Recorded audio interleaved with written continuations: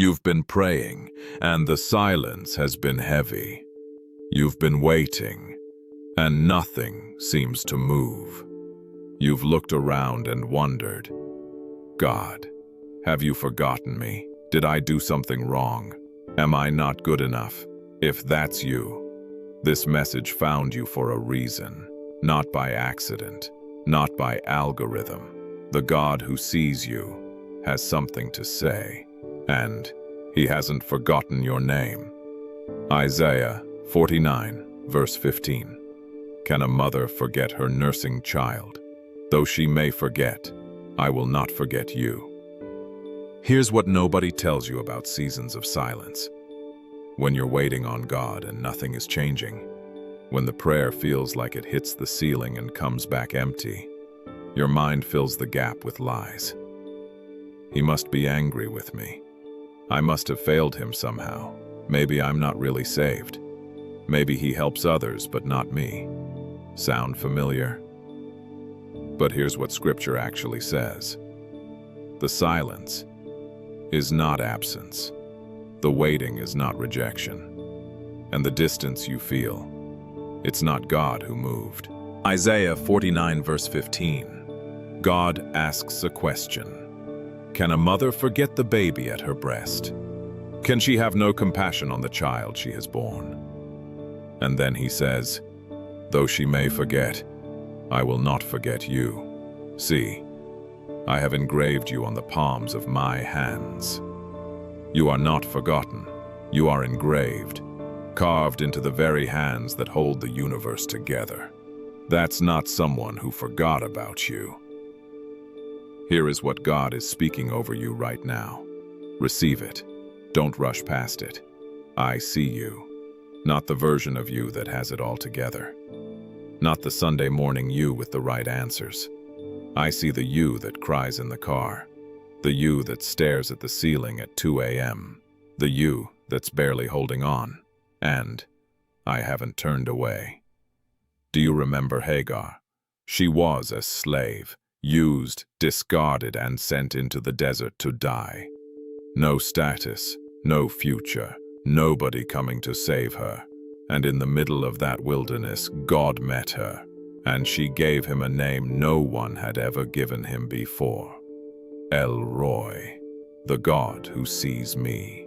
The very first person in Scripture to name God did it from a place of abandonment, and the name she chose wasn't the God who rescued me, or the God who fixed everything. It was the God who sees me. Because being seen by God is the beginning of everything changing. He sees the battle you're fighting that no one knows about. He sees the prayer you've prayed 1,000 times with no answer yet. He sees the tear that falls when no one's watching, and he is not indifferent to it. I haven't forgotten what I promised you. This is where many believers stumble. You know God made promises. You've read them in Scripture. You've prayed over them. You've written them down. You've claimed them. But time passes. Circumstances don't change. That person still hasn't come back to faith. That healing still hasn't manifested. That breakthrough still feels 1,000 miles away. And the enemy whispers, see, it wasn't real. God didn't mean it. Not for you. But Numbers 23:19 declares, God is not a man that he should lie, nor a son of man that he should change his mind. Does he speak and then not act? Does he promise and not fulfill? Every promise God has ever made, to Abraham, to David, to you, is still standing. Not one has expired. Not one has been revoked. But here's the truth you need to hold on to. God's timeline is not your timeline. The delay is not a denial. The waiting is not a no. Think of Joseph, promised a throne, spent 13 years in slavery and prison first. Think of David, anointed as king, then spent years running for his life in caves. Think of Abraham, promised a son, waited 25 years, not one of them was forgotten. The promise was being worked out in the waiting, and the same is true for you. I am working even when you can't see it. This is the hardest truth to trust. Because you're looking at your circumstances with natural eyes and they're telling you one story. But God is always working in the invisible before He works in the visible. Romans 8:28. And we know that all things work together for good, to them that love God, to them who are the called according to His purpose. Not some things, not the easy things, all things, even this season, even this silence, even this waiting. God doesn't waste a single tear. He doesn't waste a single sleepless night. He doesn't waste a single prayer that felt unanswered in the moment. What if, just what if, the very thing you're asking God to remove is the thing He's using to build something in you that you can't build any other way? What if the silence is teaching you to trust His voice more than His answers?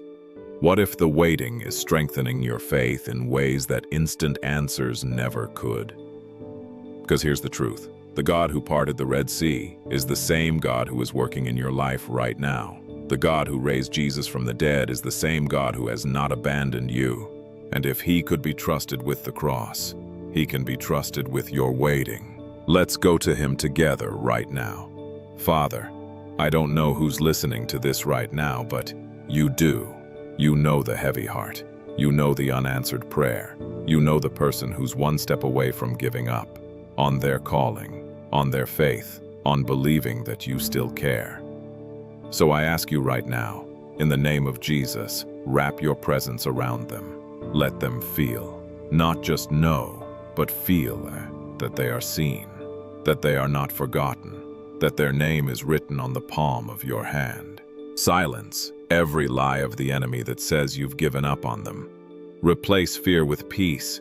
Replace doubt with holy confidence. Replace the ache of waiting with the quiet certainty that You are working even now. You are El Roy, the God who sees, and we trust You. Amen. If this message was for you today, type "I am not forgotten" in the comments. Let's declare it together. Subscribe and turn on notifications so you don't miss what God wants to speak to you next. He hasn't forgotten you, and neither will this channel. God bless you.